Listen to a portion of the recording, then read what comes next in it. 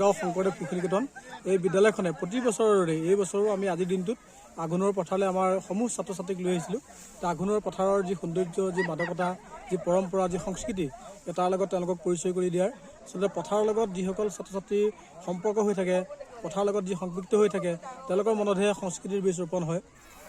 আমি প্ৰয়াস কৰিছিলোঁ যে ব্যক্তিগতভাৱে তেওঁলোকৰ পৰিয়ালসমূহ ব্যস্ততাৰ বাবে বহু ছাত্ৰ ছাত্ৰী পথাৰৰ পৰা বহু নিলগত থাকে, পথাৰ কি চিনি নাপায়।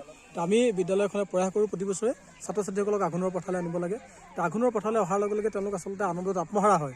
আঘোণৰ পথাৰৰ সৌন্দৰ্যই সুকীয়া সকলোকে আকৰ্ষণ কৰে। সমান্তৰালভাৱে আঘোণৰ পথাৰৰ লগত জড়িত যিখিনি পৰম্পৰা, যিখিনি সংস্কৃতি, তেওঁলোকৰ লগতো তেওঁলোকক পৰিচয় কৰি দিয়া হয়। সেইবিলাকৰ লগত তেওঁলোকে আজি লেচেৰি বুটলিছে, ধান দাইছে, ৰবাব টেঙা খোৱাৰ যি পৰিৱেশ সেয়া লাভ কৰিছে, নৰা পেঁপা বজাইছে, ডাঙৰি বন্ধা নিজে দেখিছে। এই গোটেই ব্যৱস্থাখিনিৰ লগত তেওঁলোকক পৰিচয় কৰি দিয়ে আমাৰ এই প্ৰয়াস। বহুত ভাল লাগিছে। প্ৰধানাচাৰ্যই প্ৰতি বছৰে আমাক এনেকৈ আঘোণময় পথাৰ দৰ্শন কৰিবলৈ আনে আৰু স্কুলখনৰ পুথিগত শিক্ষাৰ লগতে ছাত্ৰ ছাত্ৰীসকলে আন আন শিক্ষাৰ লগতে জড়িত হ'ব লাগে বুলি আমাৰ স্কুলখনে সদায় আগবঢ়াই লৈ যায় আমাক সমানেই।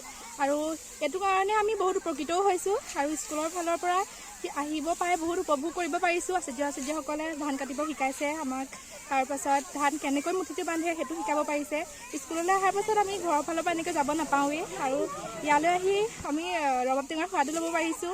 লগতে আচাৰ্যসকলৰ লগতে ছাত্ৰ ছাত্ৰীসকল, বন্ধু বান্ধৱীৰ লগত, ভণ্টিহঁতৰ লগত উপভোগ কৰিব পাৰিছোঁ। বহুত ভাল লাগিছে। নাই মই আজিহে কাটিছোঁ, এনেকৈ কাটি পোৱা নাই। পথাৰত আহি বহুত ভাল লাগিছে, সকলোৱে ভাল পায় আৰু আহিব মন যায়। এনেকৈ স্কুল থকাৰ কাৰণে আমিতো আহিব নাপাওঁৱেই আৰু স্কুলৰ ফালৰ পৰা আহিছে কাৰণে বহুত ভাল লাগিছে। সেইটো আচলতে মোৰ মতে হয়, এইটো শিক্ষাৰ লগতে এইখিনিও আমি সমানে আগবাঢ়িব পৰা নাই। কিন্তু এতিয়া আমাৰ বিদ্যালয়খনে যিটো ব্যক্তিক্ৰম প্ৰয়াস কৰিছে সেইটো কাৰণে আমি উপকৃত বহুতো হৈছোঁ আৰু প্ৰতি বছৰে কৰে, এবাৰেই নহয়। আৰু আমি সদায় আহিলেও এনেকৈ উপভোগ কৰিবতো নাপাওঁ আৰু এখন স্কুলৰ কাৰণে আমি বহুত ধন্যবাদ দিছোঁ এইখিনি প্ৰয়াস কৰাৰ কাৰণে।